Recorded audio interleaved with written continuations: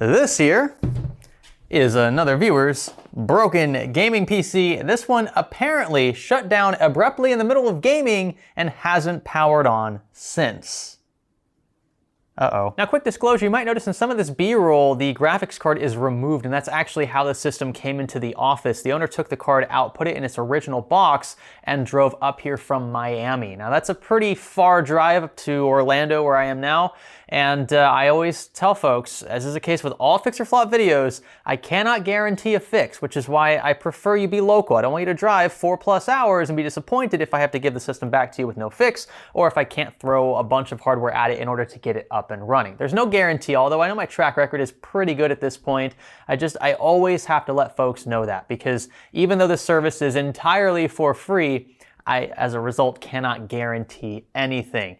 This system, though, not powering on at all and just sort of abruptly shutting down in the middle of a fairly intensive gaming session, is probably a good sign from my angle, because it tells me that it's likely hardware related, which is my strong suit. As for the specifications, there's a Ryzen 5 9600X in here and an upgraded RTX 5070 from MSI. This card looks to be basically brand new. There are no signs of it being used at all. It's in very good shape, and of course it uses the new 12-volt high power connector that a lot of folks hate, including myself, but it is what it is. We play with the cards we're dealt, and so that is what is connected here. I have done this myself. I haven't tried powering the system on yet or anything. I've simply reconnected the card that was in the box, it's behind the camera, and left it as it is now for first boot. Again, I don't expect it to even power on, but I want this to be as assembled as it was when the owner last had its issue. You can see there's one stick of DDR5 in here. I'm not sure if this has to do with the troubleshooting and him sort of swapping out kits. Apparently that did nothing. He also upgraded his motherboard in the process of trying to fix this issue, and that apparently did nothing. So he's thrown a lot at this rig, but if it's not powering on at all, it could be something else. Maybe simple. It could be power supply related. It's possible this being an MATX case, it just occurred to me, maybe he has like a standoff in the wrong place and it's shorting like the boards that he throws in here. That would be 2 dead boards now if that was the case. I hope that's not the case, but it would be, I suppose, an easy fix. And we've run into that issue a couple times now. But however you slice it, this should make for an interesting troubleshooting process. I hope you will stay with me. A-Pacer offers cutting-edge DRAM and SSD solutions for both customer and industrial applications. In particular, their Knox Tough Gaming Alliance certified DDR5 lights up any rig, literally, thanks to a reflective aluminum finish and wraparound LED diffuser, customizable with several RGB software suites. Blazing speeds up to 8,000 megatransfers per second make for some of the best performance around when paired with the latest desktop processors and Intel XMP or AMD Expo. Gameplay is ultra smooth, as you might expect, and the look is ultra premium. So be sure to consider A-Pacer DRAM for your next PC build. You can visit the link below for more details. Hello there, and welcome to Fix or Flop. A couple housekeeping things just before we get started with the troubleshooting. Firstly, if you are somebody who has a broken computer and you'd like a chance to have it fixed for free in this playlist, be sure to fill out a form linked in the video description. We just ask that you be local or physically able to drop the system off and pick it back up, which is why, again, we ask that you be local, because driving 4+ hours sometimes isn't really worth it. In fact, I'd say most of the time it's not worth it. Even if you're considering paying someone local, your time is probably worth more than the 4+ hours it'll take to come here and drop it off and then do it all over again to pick it back up, with no guarantee of a fix, mind you. Although we do appreciate the support. We're not going to turn anyone away if you're willing to do it. Some folks are willing to do it just so they can see their PCs and videos, and we get that. That's cool too. But we want you to value your time here as well. Don't just be jaded by the fact that you could see your system on YouTube, right? Now, if you recall, this system apparently doesn't power on at all, which is why my portable monitor is not here. I don't really see the need unless this thing does show us some sign of life. Here we go.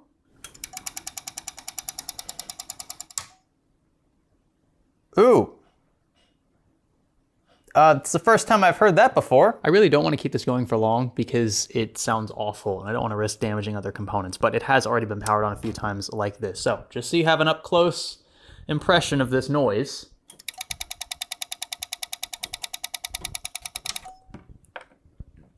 That ain't good. In fact, it almost sounds like the power supply is cycling over and over again. Like that first little click you hear sometimes when you turn your PC on, that's typically coming from the power supply.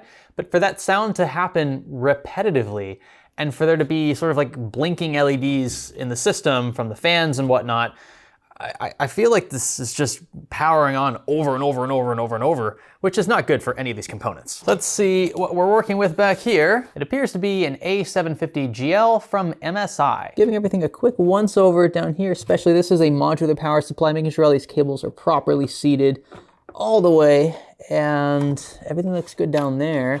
Peripheral stuff, SATA power, I mean, it's all here. There's a few things that aren't connected, like HD audio. I think that was from the troubleshooting the owner did. None of that should be causing our problem. Now, this is really suspicious. I think what I want to do right away is test the power supply. I think we're going to disconnect all primary cables and run them through our inline tester. Now, this might beep at us because we don't have PCIe connected, since he just has the 12-volt high power and this doesn't support that. We can rule that out by keeping the graphics card disconnected later. Let's see if that, yeah, so that's just for PCIe fill. So you're hearing that beeping sound. It sounds awful, but everything else looks good. It's just trying to tell us that it's not getting power to the PCIe connector at the back of this tester. Something else to note, it sounds like the unit is running fine. The fan is on, and it's not giving us that weird clipping sound that we had earlier in his system. So when it's isolated from the rest of his components, the power supply sounds fine. That would mean then there's something else in this PC causing that clicking sound in the power supply. So maybe it's connected to another component that it does not like. Maybe that component is shorted or something, and it's causing the power supply to just, it almost sounds like a relay, just something just like click, click, click, click, click. It's not a good sound. You don't want to hear anything like that from something as vital as a power supply. So we might have to just go through like the process of elimination here. We'll just remove component by component until the clicking stops. Let's see what happens when we remove his RTX 5070 from the equation. This is a quick way of ruling out the most expensive component in here, and it's also a quick way at home that you could be troubleshooting without a replacement graphics card. Just because maybe you don't have integrated graphics in your CPU, that doesn't mean that you can't just remove the card in question and try powering on again. If the issue happens after, say, you get a post or after you've loaded into Windows, then yeah, you sort of need at least an IGP or a smaller graphics card to make this work. But since we can't even power on, removing this from the equation requires no additional hardware. It's a very easy way to rule out, again, expensive stuff. So let's see, everything else is connected exactly the same way as before. Let's power on. Yep. I think his graphics card's fine. That clicking is still there. I'm honestly at a bit of a loss right now. So I checked his front I/O. That was actually something I checked in the parking lot as well when the owner dropped it off. That is wired correctly. His power switch wires are in the correct pins on the board. Let me just triple check here. Have we got this wired up right? Yes, so that's good. His 24 pin I just reseated. His fan cable's connected properly. This is a bit bent out of shape. I don't think that could be causing our problem. I think what I'm going to do is just strip everything off of this board except for the 24 pin and the 8-pin EPS up top. Again, I doubt any of the smaller things like USB 3 are causing this issue, but we're just going to rule it out and focus on the big three here. This means I also need to disconnect the case's integrated fan hub. Again, we've thrown no additional hardware at the rig yet, apart from maybe using the inline tester, which I know not everyone's gonna have laying around. But these other steps, anyone could do at home with just the original hardware in their rig. Let's see what happens now. Oh, forgot I disconnected front I/O. So we're gonna have to jump these pins. Here we go. Still happening. Wow. RAM, CPU, motherboard. That's it. That's all we have left. I've never heard of any of those three causing the weird flickering that we're getting now. This is completely uncharted territory for me. Let's quickly rule out RAM by removing this DIMM.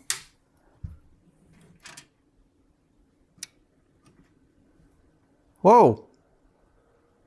That's powered on now.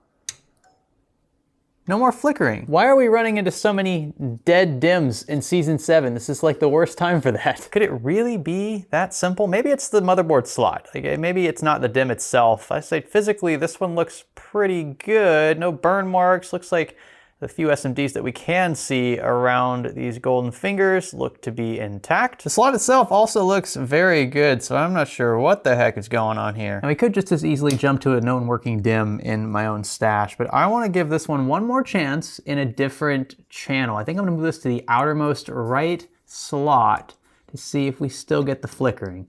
If we do, then I think this module has gone kaput. I suppose replacing DRAM is easier. It's just a bit costlier at this stage in 2025. Here we go. Right away, that ugly clicking sound again. This is the strangest symptom I've ever seen from potentially a DRAM module. I'm completely at a loss for what we're experiencing right now. Now's the time then to finally introduce a new component. This is a known working stick of DDR5 from Corsair. We're gonna throw this into his rig in multiple slots and see if that flickering continues. If it does, then I don't see this being anything other than a motherboard or CPU problem, but if it doesn't, then this will be just an easy DRAM swap. This is for all the marbles. It will tell us pretty much everything we need to know. Here's power. I'm gonna jump the pins. Yep, it's not shorting anymore. It's a dead DIMM. This guy right here is completely cooked. In fact, I think while we're still rolling, I'm just gonna go ahead and reconnect everything else. So I'm gonna disconnect power at the rear, drain caps, and then we're gonna connect. Actually, let's do front IO first. Then we'll do fan cables. We'll do his addressable RGB. And I know for sure you won't be able to see this part, but I'm gonna go ahead and reconnect his fan hub at the back of this case as well. I believe this comes with this Montec chassis. So now everything is reconnected. This graphics card is going in. And then we've got his 12-volt high power. Now with these, you guys know probably by now, you want to make sure these are fully seated. You don't want to see any yellow. So MSI actually coats these, I believe, in yellow so that you know for sure this cable has been fully seated. If you can see any yellow, then you know that it's not all the way in the connector. There's a nice succinct click there as well. I think we are good to go. Let's do power at the rear once more and see if we get stable idle. 3, 2, 1. Look at that.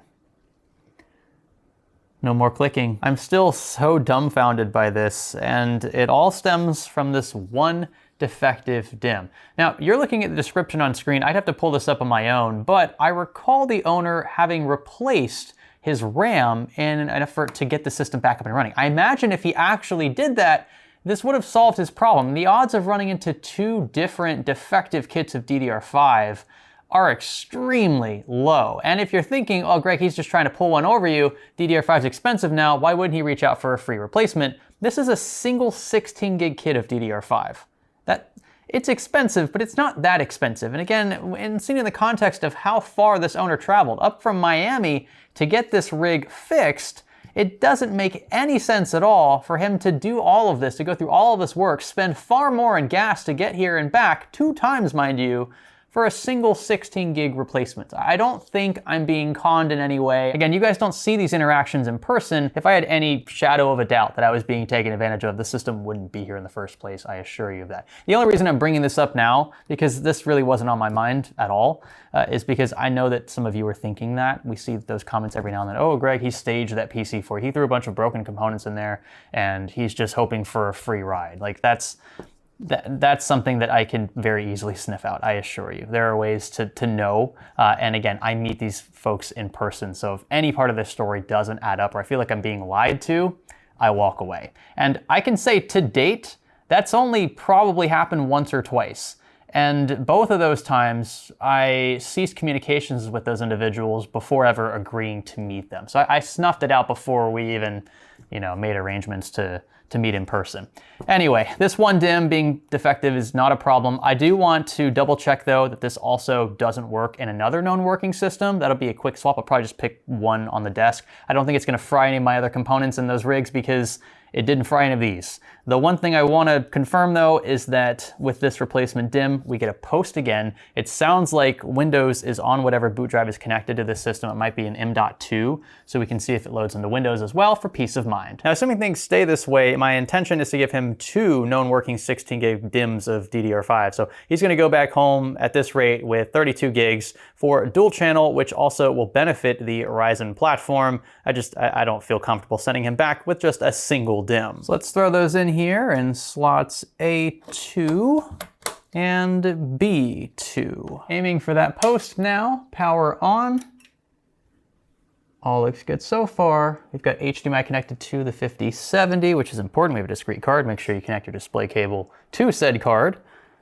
And just looking for a picture. Might take us a little bit since at this point now we have 2 DIMMs.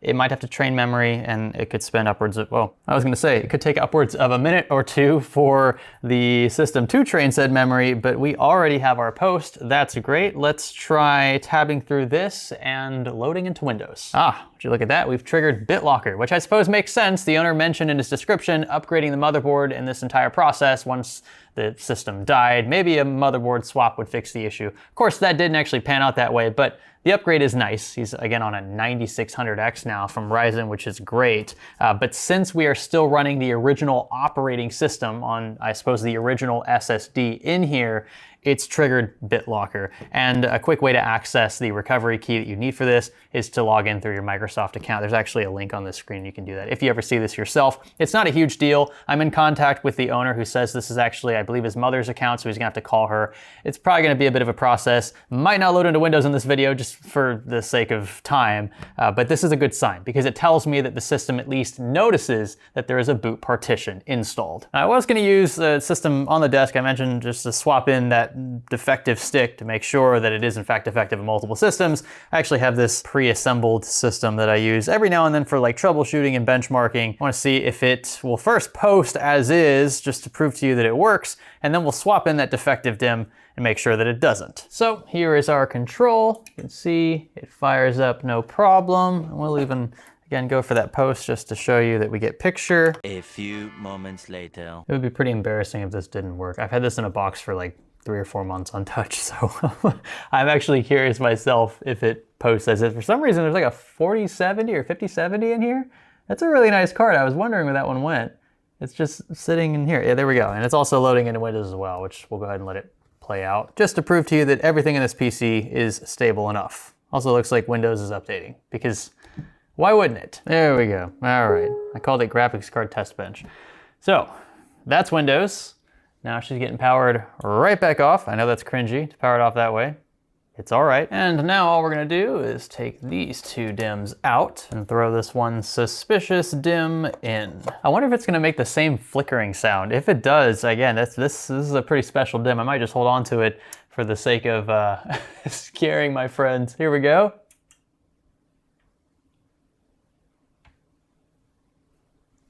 Here we go.